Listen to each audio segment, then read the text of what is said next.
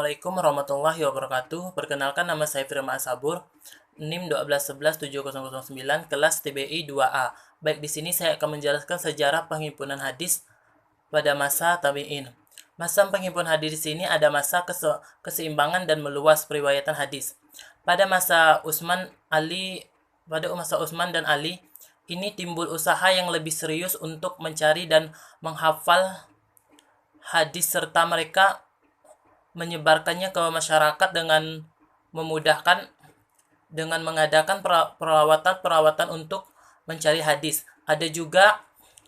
Lawatan para ada juga lawatan para sahabat untuk mencari hadis di mana hadis mulai disebarkan, dan para tabi'in memberikan perhatian yang begitu sempurna kepada para sahabat tabi'in, dan mereka berjuang buat berjumpa dengan sahabat-sahabat yang sangat jauh, dan mereka memindahkan hafalan mereka sebelum mereka pulang ke Ar-Rasyid dan Al-Ala sebelum mereka meninggal. Ada seorang sahabi berkunjung ke sebuah kota. Sahabi sangat mencari perhatian tabi'in. Jadi tabi'in mengetahui bahwa sahabi tersebut datang ke sebuah kota. Jadi tabi'in berkumpul di sekitarnya dan menerima hadis yang ada pada sahabi tersebut. Adapun hadis pada masa tabi'in. Jadi waktu itu para sahabat yang sudah banyak mengoleksi hadis Nabi, dan ada juga para tabi'in, notabene para murid sahabat juga banyak mengoleksi hadis Nabi. Bahkan pengoleksi mereka sudah mulai disusun dalam sebuah kitab yang teratur. Sahabat para tabi'in sangat berhati-hati dalam periwayatan hadis mereka. Hanya ada perbedaan beban dihadapin oleh sahabat dan tabi'in. Beban sahabat tentu lebih berat, lebih besar dibandingkan dengan bebannya tabi'in.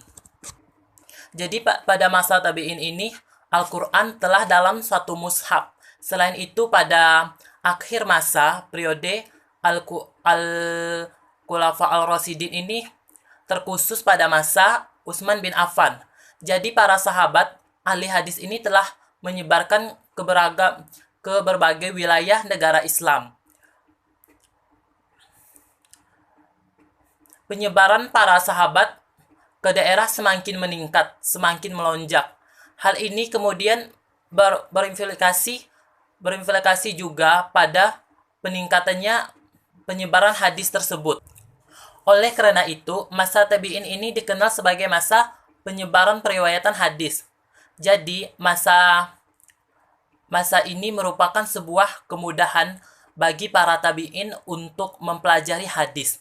Jadi, metode yang dilakukan oleh tabi'in dalam mengoleksi dan mencatat hadis yang melalui pertemuan-pertemuan dan para sahabat Nabi. Setelah itu mereka juga mencatat apa yang telah didapatkan dan dipertemukan dengan para sahabat yang telah mereka temui. Jadi para tabi'in ini juga menerima hadis Nabi dari dalam segala atau berbagai bentuk. Apa saja, seperti dalam bentuk catatan atau tulisan, dan ada juga yang menerima dalam bentuk dihafal dan disampaikan itu dalam bentuk yang sudah terpolakkan dalam ibadah amaliyah para sahabat Nabi. Lalu tabi'in juga menyaksikannya dan mengikutinya. Demikian tidak ada satupun hadis yang tercecer apalagi sampai dilupakan. Ada juga perihal penulisan hadis. Di samping hafalan itu harus dilakukan secara teratur. Secara rapi. Para tabi'in juga menulis sebagai besar hadis yang telah diterimanya. Selain itu, mereka mempunyai catatan-catatan atau syarat-syarat yang mereka terima langsung dari para sahabat sebagai guru mereka sendiri. Jadi waktu itu ada beberapa kota yang dijadikan pusat pembinaan dalam periwayatan hadis, dan kemudian dijadikan juga sebagai tempat tujuan para tabi'in dalam mencari sebuah hadis.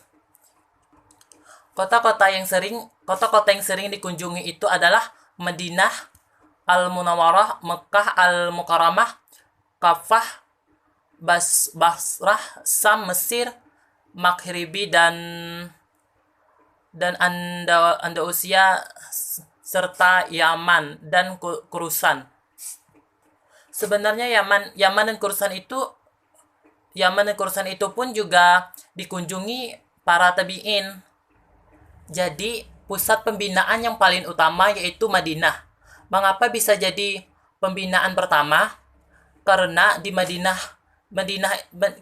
Madinah Rasulullah menetapkan setelah hijrah, dan Rasulullah juga membina masyarakat Islam yang di dalam kota Madinah yang terdiri atas kaum Muhajirin dan Ansor.